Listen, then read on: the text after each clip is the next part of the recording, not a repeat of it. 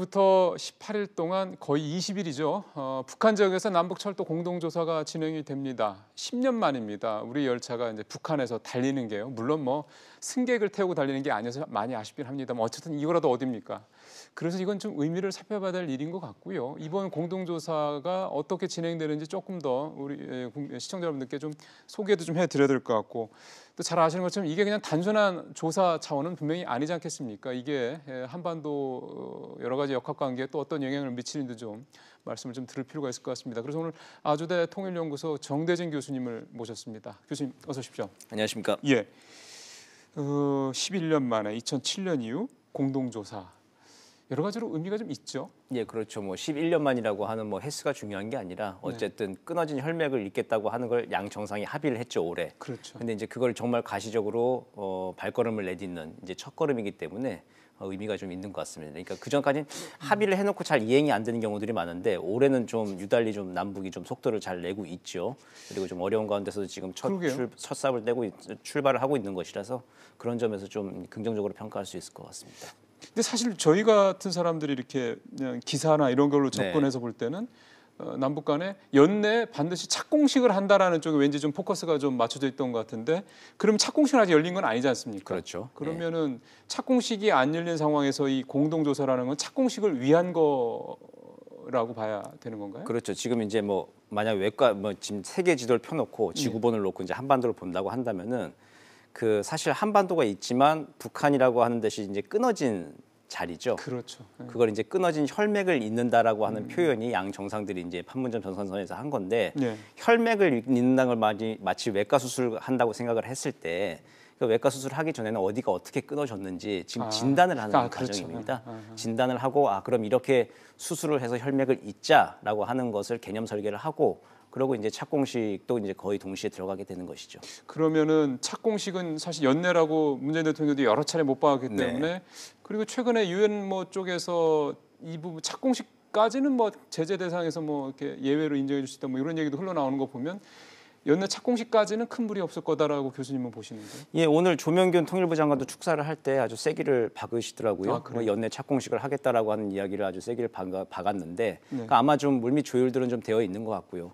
착공식이라고 하는 게 어떤 식을 하느냐에 따라서 이제 제재 면제 대상이냐 아니냐가 달라질 수 있죠. 그렇죠. 이번에처럼 만약에 착공식에도 뭐 이제 기름을 실은 유조차가 들어가면은 그것도 제재 면제 신청을 해야 되는 건데 착공식에 단순히 그냥 사람들 모여서 이제 아나운스 이렇게 착공을 한다라고 하는 선언하는 그런 식을 한다면은 뭐 특별히 제재 면제 대상이 될 건 아닌 것 같고요. 그러면은 그냥 우리가 약간 그런 제재를 우회하는 방식으로 뭔가 착공식 자체의 의미를 두는 식으로 할 수도 있다 이런 말씀이시죠? 예, 그런데 그러면 좀 의미는 조금 줄어들게 되죠. 아무래도 상대적으로 착공식을 하면 바로 다음 날부터 이제 삽을 뜨고 공사가 들어가야 그게 이제 제대로 된 착공식인데 이제 그런 착공식을 하도록 조금 속도를 좀 내고 있습니다만 지금 시간이 좀 많지 않은 게 약간 좀 걱정되는 상황이긴 합니다. 근데 원래 이 공동조사가 8월 달에 하려고 그랬다가 유엔사에서 대북 그렇죠. 유엔 제재 위반에 대상이 돼서 안 된다고 했다가 다시 이제 하게 된 거라면서요.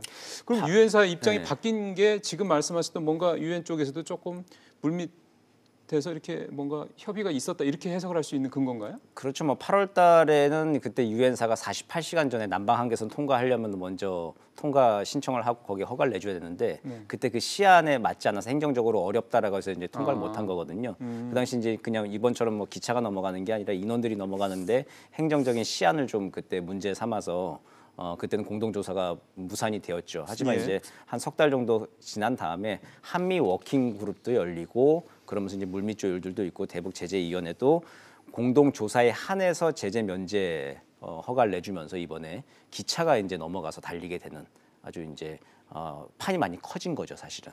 근데 이제 아마 일반 시청자들 입장에서 봤을 때는 18일이나 조사를 한다며 18일 동안 뭐 해? 라는 궁금증을 가지실 것 같아요. 뭐 다 자세히 설명해 주시는 시간이 좀 있으니까 간단하게 교수님이 28일 동안 어떤 조사가 어떻게 어느 지역에서 이루어지는지 설명을 좀 해주시죠. 예, 양 두 축으로 보시면 되는데 서쪽에 경의선, 동쪽에 동해선 두 개를 지금 이 열차가 다 달려보는 겁니다.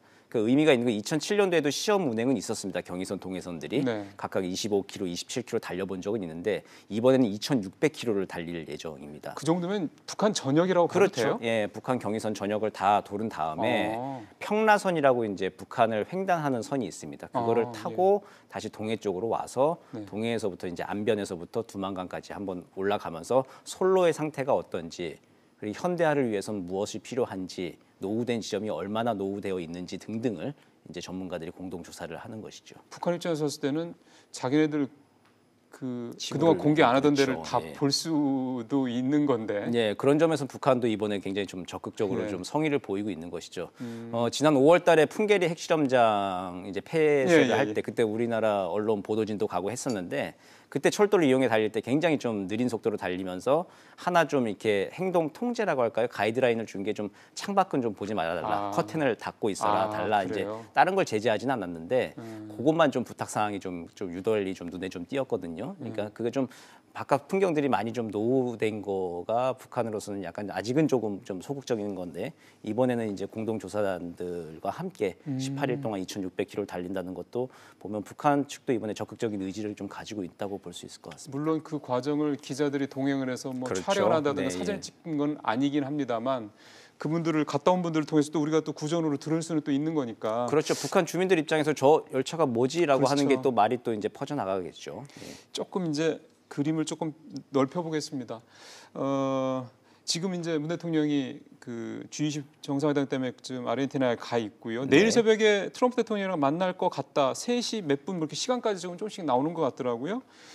결국 중요한 거는 이 남북 그 한미 정상회담에서 이번에도 역시 북한 관련된 내용이 핵심 의제가 되겠죠. 그렇죠. 지금 가장 급한 내용이 그거니까요. 아무래도 이제 북미 정상회담을 조속히 개최를 하는 게 어떻겠냐라는 권유 그리고 또 아마 이런 얘기도 좀 있겠죠. 김정은 위원장의 서울 답방 이야기가 굉장히 이제 계속 나오고 있는데 그래서 이제 김정은 위원장이 지금 경색 국면에 있는데 남북 관계 북미 관계가 경색 국면에 있는데 김정은 위원장이 무슨 생각을 하는지 문재인 대통령이 이제 내가 만나서 먼저 좀 들어보겠다. 예. 지금 꼬인 것 같은데 무슨 상황인지 먼저 들어보겠다 했을 때 트럼프 대통령이 뭐 속는 셈 치고 한 번 더 해봅시다 그렇게 한다면은 이제 김정은 위원장의 서울 답방도 조금 가셔야 될 건데 이제 그게 내일 먼저 이루어질 수 있다는 말씀이군요. 그럴 수도 있죠. 아마 지금 정부는 확고하게 지금 또 김정은 위원장의 서울 답방 연내 남북 정상회담을 다시 한번 여는 거를 추진을 하고 있는 게 기조가 여기저기서 확인이 되고 있죠.